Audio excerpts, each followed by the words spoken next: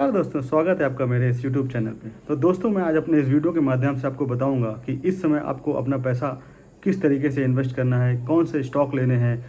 तो दोस्तों, आप किसी भी कंपनी का स्टॉक लेने से पहले अगर आप ये स्ट्रेटजी को फॉलो करेंगे तो आपकी स्ट्रेटजी हमेशा कामयाब रहेगी। तो दोस्तों, किसी भी कंपनी का स्टॉक खरीदने से पहले आप ये सोचिए कि आप एक बैंकर की तरह सोचिए। कैसे आपको अगर किसी कंपनी को 100 करोड़ का लोन देना है तो आप क्या क्या चीज़ें देखते हैं, वही चीज़ें आपको सब देखनी है किसी भी कंपनी में अपना पैसा इन्वेस्ट करने से पहले। तो आपको ये सोचना है कि आप उस कंपनी को लोन दे रहे हैं तो आपको उस लोन से कैसा रिटर्न मिलेगा। तो आप अगर एक बैंकर की तरह सोचेंगे किसी भी कंपनी में इन्वेस्टमेंट करने से पहले तो आपका पैसा कभी डूबेगा नहीं। जी हाँ दोस्तों, तो मैं अपने इस वीडियो के माध्यम से आपको बताऊंगा कि आपको इस कोरोना काल की त्रासदी में, जो कि एक महामारी है, कैसे अपना पैसा इन्वेस्ट करना है, किस स्टॉक्स को लेना है और कौन सी स्ट्रेटजी को फॉलो करना है। तो दोस्तों, बने रहिए मेरे साथ इस यूट्यूब चैनल पर। मेरा नाम है राहुल। नमस्कार दोस्तों। आज के इस वीडियो में हम लोग डिस्कस करेंगे दो ज़रूरी चीज़ें। पहला ये कि मार्केट यहाँ से कहाँ जाएगा। ये जो कोविड के कारण दुनिया के मार्केट में खलबली मची हुई है और आगे आप रिकवरी कब तक एक्सपेक्ट कर सकते हैं, या फिर मार्केट यहाँ से और गिरेगा। और दूसरी चीज़ हम डिस्कस करेंगे कि कौन से सेक्टर्स जिसमें आपको इन्वेस्ट करना चाहिए और कौन से सेक्टर्स अवॉइड करने चाहिए। कैसे इस कोविड के हिसाब से आप अपने पोर्टफोलियो को एडजस्ट करना चाहिए। पिछले हफ्ते मार्केट काफ़ी रिकवर किया। लोगों को थोड़ा हैरान हो रहे होंगे कि ऐसा क्यों हो रहा है, जबकि कोविड केसेस बढ़ रहे हैं इंडिया में, ग्लोबली भी बढ़ रहे हैं, और उसके हिसाब से भी रिकवरी क्यों आई। हालांकि मार्केट गिर रहा है, बट पिछला कुछ रिकवरी क्यों हुआ, आगे क्या होगा। देखिए, अगर लोगों के पास पैसे हैं या किसी के पास पैसे हैं तो वो कहाँ निवेश करता है आज के समय में। रियल इस्टेट की बात करते हैं। पहले रियल इस्टेट सबसे प्राइमरी इन्वेस्टमेंट ऑप्शन था लोगों को। तो क्या लोगों को रियल इस्टेट में इन्वेस्ट कर सकते हैं। देखिए, वर्क फ्रॉम होम के कारण लोगों को वर्क फ्रॉम होम करने की आदत पड़ गई है। इस कारण मेट्रो सिटीज़ में खास करके 10% लोग जो पहले ऑफिस जाके काम कर सकते वो वर्क फ्रॉम होम में परमानेंटली शिफ्ट हो जाएं। तो कमर्शियल रियल इस्टेट की डिमांड बहुत ज़्यादा गिर जाएगी। रियल इस्टेट की डिमांड 10% कम हो जाने का मतलब है कि प्राइसेस उससे भी ज़्यादा परसेंट से गिर जाने। तो ऐसे अगले 2 साल तक मुझे नहीं लगता कि कोई रियल इस्टेट इन्वेस्टमेंट के ऑप्शन की तरीके से जाना जाएगा। यानी कि अगर किसी को लगाने हैं तो कमर्शियल रियल इस्टेट को खुल के पैसे लगाते थे, अब वो नहीं लगाएंगे दोस्तों। रेंट से अच्छा पैसा मिलता था, वो नहीं होने वाला। तो जिसके पास पैसे हैं, रियल इस्टेट एक जेन्युइन ऑप्शन नहीं है। सेकंड ऑप्शन की बात करते हैं, गोल्ड। गोल्ड ने पिछले 1.5 साल में काफ़ी अच्छा रिटर्न दिया अभी, और यूजुअली पैटर्न देखा जाता है तो शेयर बाज़ार जब अच्छा नहीं करता तो गोल्ड में लोग निवेश करने लगते हैं। लेकिन इस बार बात कुछ अलग है।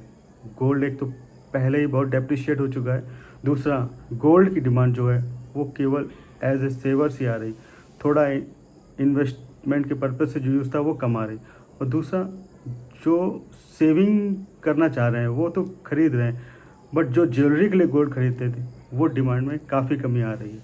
क्योंकि अगले 6 महीने नवंबर तक शादियां ही बहुत कम है, तो शादियों में जो गोल्ड परचेज़ होता था ख़ास तौर से इंडिया में, वो नहीं होगी। तो ग्लोबली भी गोल्ड की जो ऑर्नामेंट हैं वो डिमांड बहुत कमी आने वाली है, क्योंकि कुछ भी नहीं होने वाला है। तो ऐसे में गोल्ड भी सेफ़ ऑप्शन नहीं है, इन्वेस्टमेंट के लिए नहीं है। तो अब जिनके पास पैसे हैं थोड़ा रियल इस्टेट में पैसा लगा सकते हैं, वो अट्रैक्टिव नहीं है, और गोल्ड भी अट्रैक्टिव नहीं है। तीसरा हम बात करते हैं बॉन्ड मार्केट की। आपने देखा कि बॉन्ड में इस समय सारे इन्वेस्टर डरे हुए हैं। कोई भी इन्वेस्टर अपना पैसा बॉन्ड में लगाना नहीं चाहता, तो बॉन्ड्स भी गए। तो चौथा, एफडी की बात। इंटरेस्ट रेट तो कितने तरीके से गिर चुका है, हार्डली इन्फ्लेशन को बीट कर पाएगा एफडी, ऐसा इंटरेस्ट नहीं दे पाएगा। तो एफडी भी बहुत ज़्यादा अट्रैक्टिव नहीं है। तो इसलिए एक जेन्युइन ऑप्शन जिस सबके पास है वो शेयर बाज़ार में पैसा लगाए। हो सकता है 6 महीने या 1 साल के बाद आपको रिकवरी आए। ये रिकवरी आएगी, ये सबको पता है। मैं ये हवा में नहीं कह रहा, शेयर बाज़ार में रिकवरी आएगी, लेकिन रिकवरी मार्केट के बाहर बहुत स्लो है, रियल इस्टेट में स्लो है, सब जगह स्लो है, गोल्ड में स्लो है, बट उसके कंपैरिजन में अगर आप देखेंगे तो स्टॉक मार्केट में रिकवरी के चांसेस बहुत हैं। जी हाँ दोस्तों, 6 महीने 1 साल के बाद आपको उसमें रिकवरी डेफिनेट मिलने वाली है। तो कैसे मिलेगी? हाँ, ये हो सकता है कि अगर केसेस बढ़ें तो स्टॉक मार्केट और गिर जाए, 10% गिर जाए, 20% गिर जाए। पर दोस्तों, अगर आप यहाँ मार्केट में इंटरेस्ट करते हैं और मार्केट 10-15% और गिर जाना है तो आपको बेचना नहीं है, क्योंकि जो रिकवरी आएगी, ये गोल्डन रूल आप ध्यान रखिए कि हर 10% की गिरावट में अगर आपके पास पैसे हैं तो और ख़रीदिए, और हर 10% जब मार्केट बढ़ता है तो ऐसे स्टॉक्स जो फंडामेंटली स्ट्रॉन्ग नहीं है, तो आपके पास जो फंडामेंटली लो स्टॉक्स हैं उनको बेच के आगे बढ़े। और जब जब 10% मार्केट गिरे तो आपके पास जो पैसा आया है तो उस वीक स्टॉक से निकल के जो फंडामेंटली स्ट्रॉन्ग स्टॉक्स हैं उनमें एंटर करें। तो हमेशा ध्यान रखिए कि अगले 2-3 महीने में एक अच्छी होने, मार्केट गिरेगा भी बढ़ेगा भी, हर हफ्ते कुछ अलग होने वाला है। तो हर बार जब मार्केट गिरे तो अच्छे फंडामेंटल स्ट्रॉन्ग शेयर्स खरीदिए, जब मार्केट बढ़े तो वीकेस्ट स्टॉक है उन्हें बेच दीजिए। तो अब हम डिस्कस करते हैं कि ऐसे टाइम में, क्राइसिस के समय में, कौन से स्टॉक वीक हैं, कौन से स्टॉक स्ट्रॉन्ग। तो पहली चीज़ देखिए, तो हम जब भी इस तरीके का कोई फाइनेंशियल क्राइसिस आता है तो क्या होता है, तो जो वीक कंपनीज हैं, जिनमें बहुत ज़्यादा कर्जा है, या जिनका मॉडल डेटेड आउटडेटेड है, या जिनके ऑपरेटिंग एफिशिएंसी बेकार है, वो कंपनियाँ यूजुअल बैंकरप्ट हो जाती हैं या अपना बिजनेस सस्ते दाम में किसी स्ट्रॉन्ग प्लेयर को बेच के निकल जाती हैं। यानी कि हर इंडस्ट्री में ऐसा होता है। तो जैसे आज से कुछ साल पहले हम देखते थे कि इंडिया में 10-12 टेलीकॉम कंपनियां थी, जियो के आने के बाद लगभग सभी कंपनियों को प्रॉब्लम आ गई। तो कॉस्ट स्ट्रक्चर हाई था, जियो के पास बहुत सारा कैश फ्लो था। टेलीकॉम इंडस्ट्री में क्या हुआ, कंसोलिडेशन, 10-12 प्लेयर से 3-4 प्लेयर बचे। तो इसी तरीके से जब स्लो डाउन आता है तो इंडस्ट्री भी कंसोलिडेशन आता है। तो जब भी कंसोलिडेशन आता है वीक प्लेयर्स मर जाते हैं, और इन द लॉन्ग टर्म इसका फ़ायदा जो मजबूत प्लेयर होते हैं उनको मिलता है। तो अब मैं आपको एक एग्जांपल देता हूँ कि रिकमेंडेशन नहीं है, जस्ट एग्जांपल। इंडिया में आज कितनी मेजर एयरलाइंस हैं, स्पाइस जेट है, एयर इंडिया है, विस्तारा है, एयर एशिया है, ये 4-5 मेजर एयरलाइंस। इनमें से फंडामेंटली फाइनेंशियली सबसे स्ट्रॉन्ग इंडिगो है। तो अगर आप 1, 2 या 3 वीकर एयरलाइन जिनकी हालत ख़राब नहीं वो डूब जाएंगी, तो आज से 1 साल बाद, 2 साल बाद जब ट्रैफिक वापस आएगा तो इसका फ़ायदा किसको मिलेगा, इसका फ़ायदा इंडिगो को मिलेगा। अगेन ये रिकमेंडेशन नहीं है, ये जस्ट मैं आपको एक एग्जांपल बता रहा हूँ, एयरलाइन इंडस्ट्री का जस्ट एक एग्जांपल है। तो इस तरीके से कंसोलिडेशन मार्केट में होता है। तो जो इंडस्ट्री लीडर होते हैं उनको इसका फ़ायदा मिलता है, जो वीक कंपनी होती है वो उनको इसका नुकसान मिलता है। वीक प्लेयर्स ख़त्म हो जाते हैं और स्ट्रॉन्ग फंडामेंटल स्ट्रॉन्गर कंपनियाँ और ग्रो करती।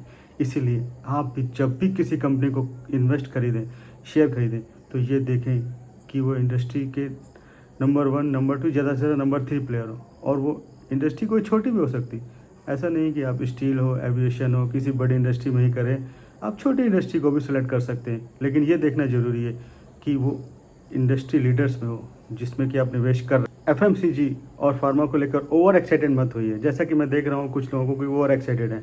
आपने एक्चुअल का रिजल्ट सुना होगा, बहुत अच्छा रिजल्ट नहीं रहा। यही हाल हर FMCG और फार्मा कंपनी का होने वाला है। उनकी सेल्स भी बढ़ने नहीं वाली ओवरऑल। अगर हम देखें कि एक्सीडेंट्स कम हो रहे हैं, ट्रैफिक ही नहीं है, हम लोगों से मिलजुल कम रहे हैं, तो बाकी जो कम्युनिकेबल डिजीज़ हैं वो नॉर्मल सर्दी खांसी की कम हो रही है, क्योंकि लोगों से किसी से मिल नहीं रहे। तो कोविड के पहले लोग ज़्यादा बीमार हो रहे थे ओवरऑल।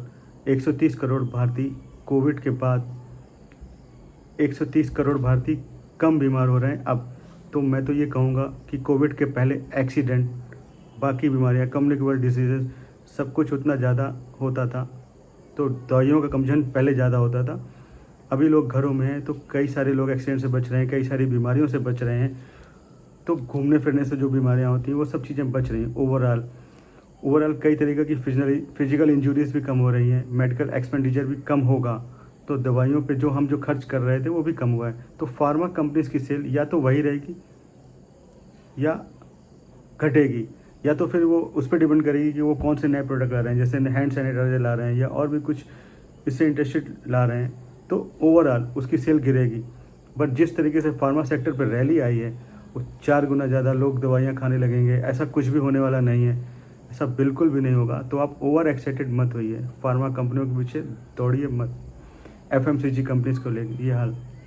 पहले हम दोस्तों से मिलते थे, कैफ़े जाते थे, कभी चिप्स जाते थे, कभी केक खा लिया, घूमते फिरते जो दोस्तों के साथ गया, एक्टिविटीज़ हैं वो कम हो गई। हम डीओ लगाते थे, घर से बाहर निकलते थे, डीए लगाने की ज़रूरत ही नहीं पड़ती है। तो ऐसे बहुत सारे FMCG प्रोडक्ट भी हैं जिनकी डिमांड कम होने वाली। तो FMCG स्टॉक्स को भी आप ब्लाइंडली चेज़ मत करिए।